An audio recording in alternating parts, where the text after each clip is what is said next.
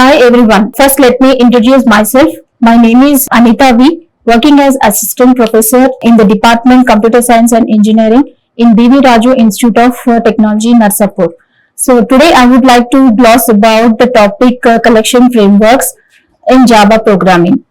Okay, so before going in detail what is collection framework, first let me understand why we need to have the collections, what is the need of having the collection framework. For that, let me put a simple question like how we can handle a group of elements. Suppose we have a group of elements, how can we store and handle that group of elements? Yes, absolutely. So the answer is very simple, that we use arrays to store and handle a group of elements. So array is a homogeneous data structure which can store similar type of elements like a group of integers, a group of floats, or group of doubles, a group of characters. So similar type of collection of elements can be stored and handled by using an array. Let me also continue this like by putting another question like how can we handle a group of objects? Like can we use arrays to handle a group of objects also? Yes, absolutely. Right. So we can use an array to store and handle the group of objects also. So to understand this, how we can use an array to store and handle the group of objects, I'll take an example of an organization of 100 employees. I wanted to store the details of those employees. So in that case, I can use an array of objects to store the details of the 100 employees of that organization. So here each employee have the details like ID, his name, employee number, salary details. All those details has to be stored. So the type that we have is the employee type. So we create an object of that employee type array and we store all those employee details into that array. So here is the syntax shown like how to create an array of objects. So here employee is a class, ARR is the name of the array, and U is a memory allocation operator, and the 100 in the square bracket indicates that we are creating an array of size 100. That means 100 employee details can be stored into that ARR array of type employee. So here ARR is of type employee where we can store the details of 100 employees. And next, to store the elements into the array, we can use a simple loop construct like for loop. So each time for each iteration of that loop, the details of the employee will be stored into that array. Okay, right. So from this discussion, it is clear that we can use an array data structure for storing a group of objects or group of elements. Okay, now let me see what are the limitations we have with an array. The array that was created was used for storing the details of 100 employees. Now what if I want to store the details of 101 employee or 102 employee? Is it possible with that array structure? No, because this array is a static entity. That means once the size is declared, the size is fixed. It will not be changed at the runtime. That means we cannot increase or decrease the size of the array that at the runtime. So that is one of the limitation of array. That is arrays cannot grow dynamically. This means once the array is created, the size is fixed, and at runtime the size of the array cannot be increased or decreased. So another limitation of an array is we can store only similar type of elements into an array. That means either details of employees or details of students or details of admin staff. That means we cannot have one detail of student, one detail of employee, one detail of admin staff together into stored into an array, because it is homogeneous and which allows only similar type of elements. We cannot have the heterogeneous type of elements stored into the array. That is also one of the limitation or drawback of that array. And the next limitation is about related to the insertion and deletion operation. So by using an array, we can insert an element very easily at the end of the array. But if you want to do the insertion or deletion in the middle of the array, it is very difficult with array, because each element of the array has to be rearranged when we make such type of insertion deletions in the middle of the array. And another limitation of array is that once we retrieve the elements from an array, and if you want to process that retrieved elements, we don't have any built-in methods available with the array. Suppose we want to process the data, like perform the sorting operation, searching operation, or reversing the elements of the array, we don't have any such built-in methods or predefined methods available with the array to do such type of operations.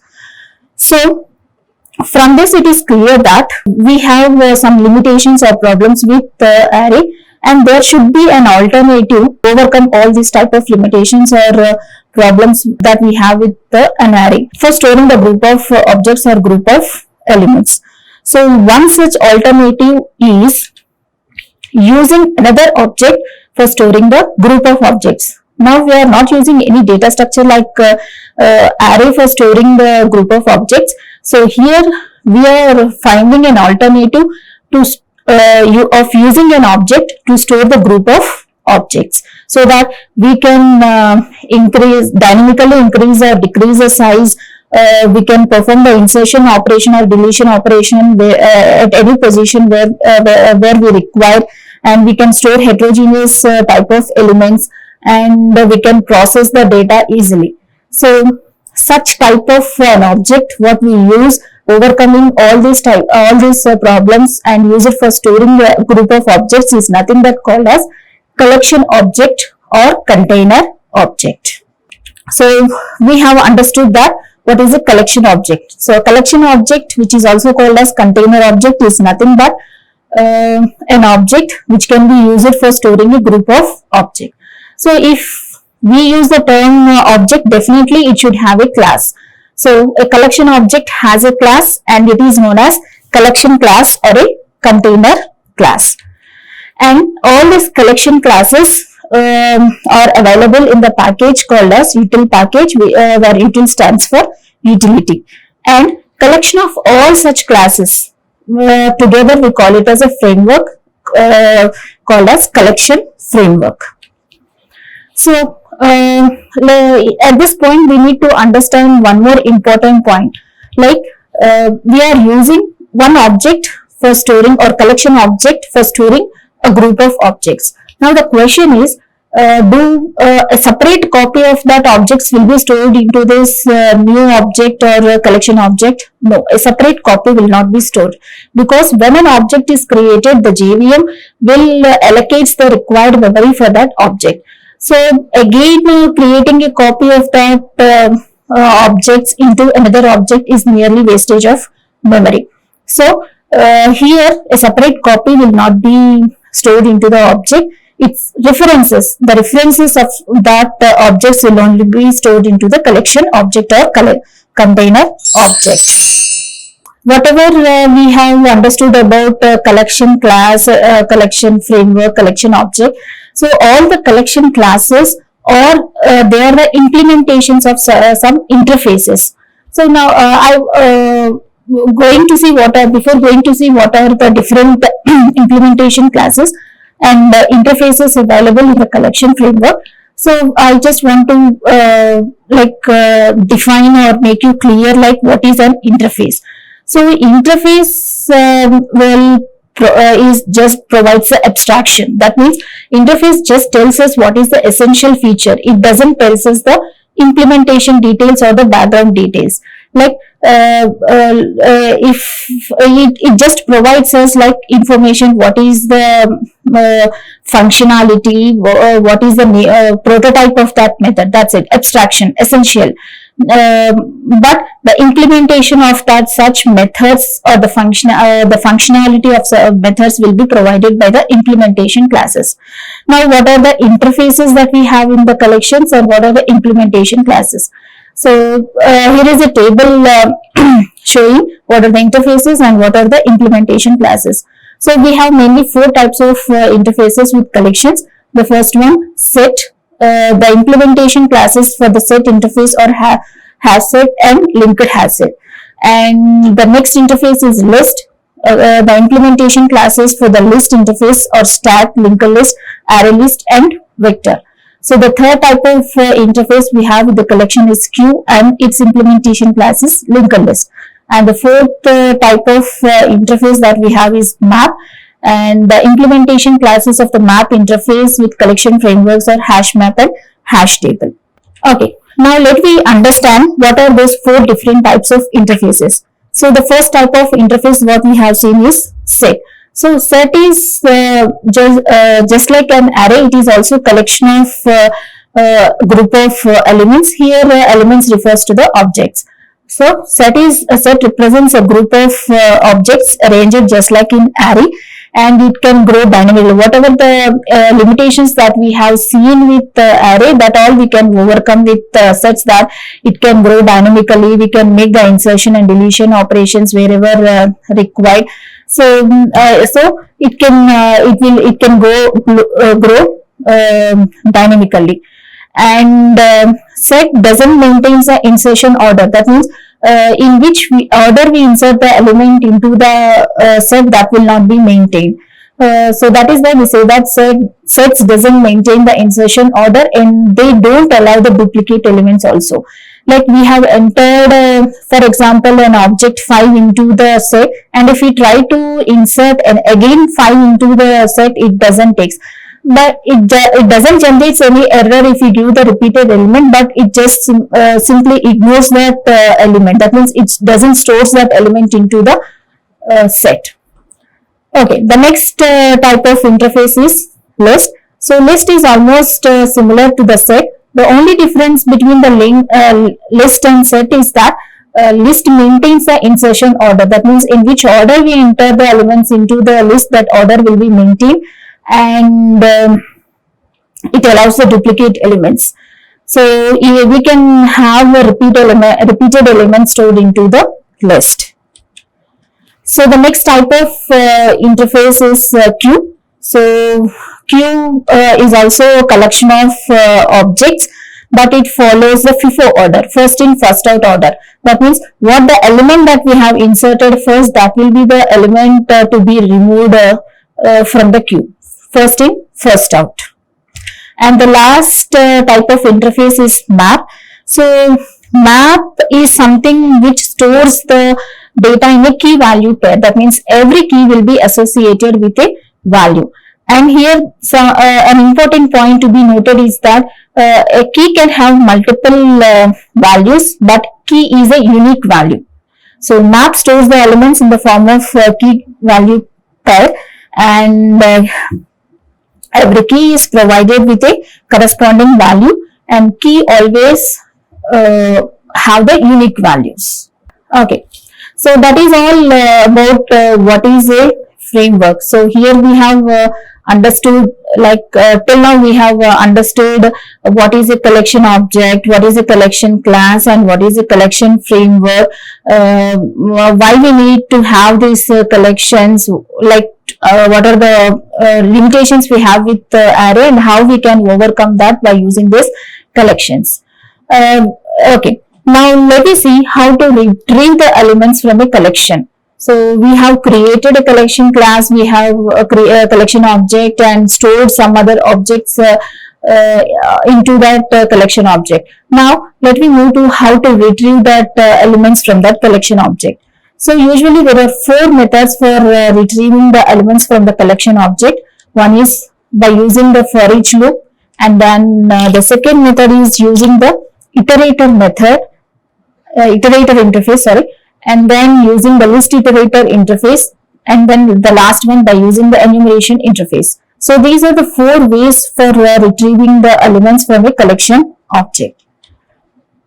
So first let me see how we can use this for each loop for retrieving the element from a collection object. So the for each loop is just very similar to the for loop, as how we use the for loop repeatedly for storing an element or retrieving the element. In the same way, we can use a for each loop for retrieving the element. So this will repeatedly execute a group of statements. So like let me see now what is the syntax. So for within pair of the answers, we have to specify the variable and the collection object. So for each iteration, like the variable matches with one of the object from the collection, and the particular statements or the instructions related to that loop will get executed. So until the elements in or until the objects in the collection object, the loop will get or the for each will get repeatedly executed. So the second way is iterator interface. So iterator interface will provide us like methods for retrieving the elements from the collection object. So mainly we use the iterator when we want to traverse the collection object only in one direction, that is in the forward direction. So iterator interface contains the methods to retrieve the elements one after the other from the collection object, and it traverses the collection object in one direction, that is forward direction. So coming to the methods, some of the important methods related to the iterator are: the first one, has next method, whose return type is boolean. So this method returns true if the iterator has more elements. That means whenever we are traversing the collection object and at our current operation, if after our current operation, if there is any other element to be retrieved or to be traversed, then the has next function returns true. The next, the second method is next method. So this method returns the next element in the collection, like it iterates the element after the one after the other. So after the current, whenever the current object is in processing, what is the next object that is present in the collection, that will be returned by the next method. And next method is the third method is remove method. So this method is used to remove the last element from the collection object. So these are the most commonly used methods with the iterator interface. So the next one is list iterator interface. So this is similar to the iterator interface, but there is a small difference. We use the iterator when we want to traverse only in one direction or forward direction. But if you want to traverse the collection in backward direction or in the reverse direction, then comes this list iterator interface. So list iterator interface contains the methods to retrieve the elements in both forward direction and in the reverse direction or backward direction. So now let us see what are the important methods we have with the list iterator interface. The first one, has next method. So this the return type of this method is boolean, which returns either true or false. If the iterator or the collection has next element, then it returns true. Otherwise, it returns false, and it returns true only when we are traversing in the forward direction. So the next one, has previous. So this method returns true if the list iterator has more element when we are traversing in the backward or reverse direction. So the third method is next method. This returns the next element in the list. And the next method is previous method, which returns the previous element when we are traversing in the reverse direction. And the last method is remove method. So this removes the last element from the list, whether we are traversing in forward direction or backward direction. Depending upon that direction, it removes the last element from the list. So this is introduction about collection framework and how to retrieve the elements from collection framework. Thank you. Like, share and subscribe. Hit the bell icon for more updates.